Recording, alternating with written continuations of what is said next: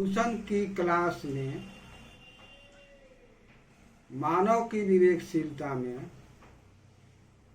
आपका स्वागत है। आज के इस मानव की विवेकशीलता में माता, पिता, पुत्र और पुत्री और उनका जन्म दिवस, इस पर विचार होगा, चर्चा होगा। विवाह के बाद एक युवक, एक युवती पति पत्नी बनते हैं, लेकिन जब तक वे बच्चे का जन्म नहीं होता है, माता पिता नहीं कहलाते। मानव के बच्चा थोड़ा सा तुलना करें अन्य पशुओं के बच्चे से तो आपको लगेगा क्या स्थिति है प्रकृति में। बकरी का बच्चा, गाय का बच्चा, भैंस का बच्चा, कुत्ती का बच्चा जब जन्म लेता है, जन्म लेने के कुछ ही देर बाद वह चलना फिरना दौड़ना शुरू कर देता है और अपना दूध भी पीना शुरू कर देता है। लेकिन मानव का बच्चा एक लंबे समय तक केवल पड़े रहने के अलावा, रोने के अलावा कुछ नहीं कर सकता। मानव की विवेकशीलता, मानव की क्षमता लंबे समय तक से पालन पोषण करके आगे बढ़ाती है। इसमें कोई भी अकेली औरत, कोई भी स्त्री इसको संभालने में सक्षम नहीं है। इसलिए माता पिता, परिवार की आवश्यकता पड़ती है, जिसको बढ़िया से संभाल सके, जीवन यापन कर सके। बच्चे के जन्म में, पुत्र पुत्री के जन्म में कोई भी हाथ उनका नहीं होता है। पुत्र पुत्री के जन्म के उत्सव या खुशी सबसे पहले माता पिता, उनके परिवार को होती है। पुत्र पुत्री को तो बाद में बताया जाता है कि आपका यह जन्म दिवस है। उसके बाद वे अपना जन्म दिवस मनाते हैं। इस प्रकार मानव जीवन में पति पत्नी, माता पिता, पुत्र पुत्री एक सह संबंध है। इस प्रकार एक समाज की रचना होती है, एक परिवार की रचना होती है, एक व्यवस्था बनती है। कुछ लोग ऐसे भी होते हैं, पति पत्नी तो होते हैं, लेकिन वे उनके बच्चे नहीं होते और उनके बच्चे नहीं होने से माता पिता नहीं कहलाते। भारत में एक बहुत चर्चित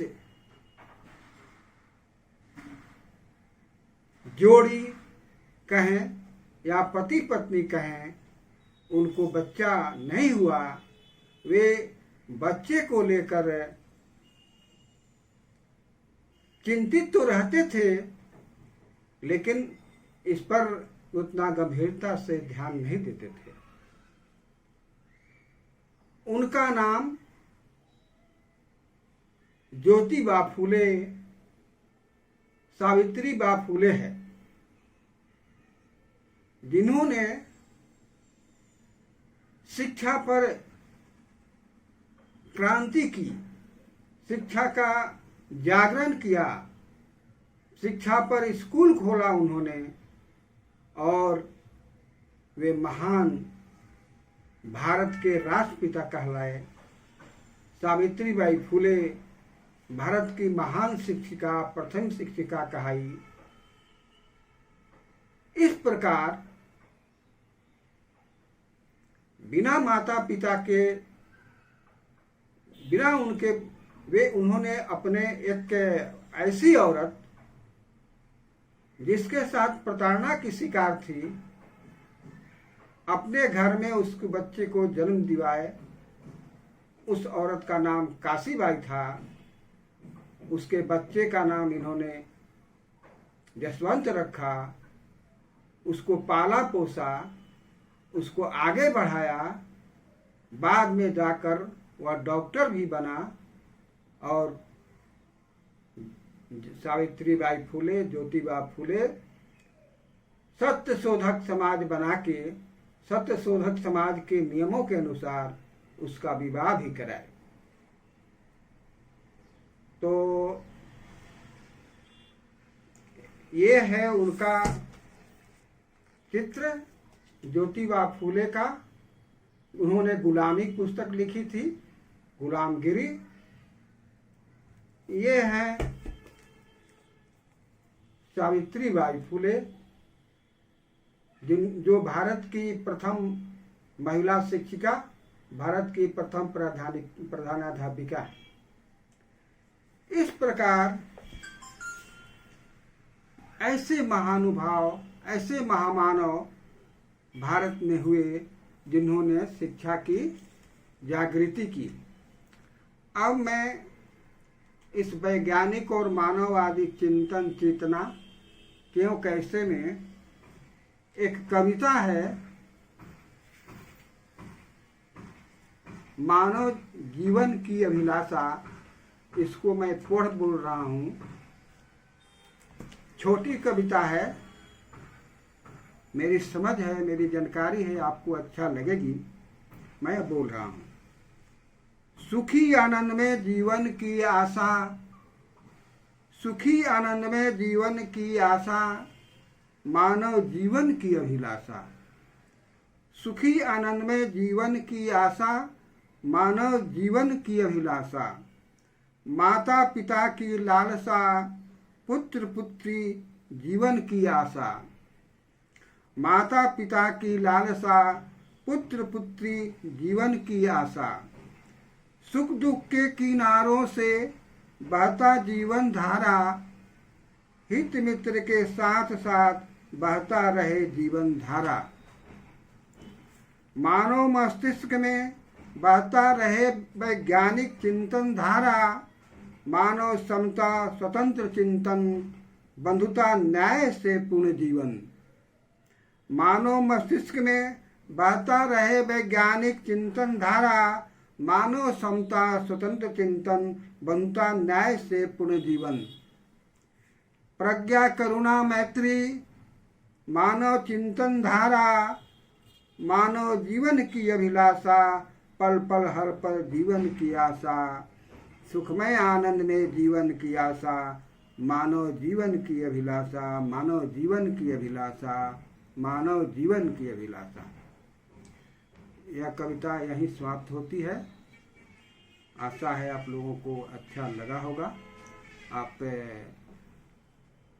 लाइक करेंगे, कमेंट करेंगे, शेयर करेंगे, सब्सक्राइब करेंगे। अंत में जय विज्ञान, जय मानववाद, जय संविधान, जय लोकतंत्र।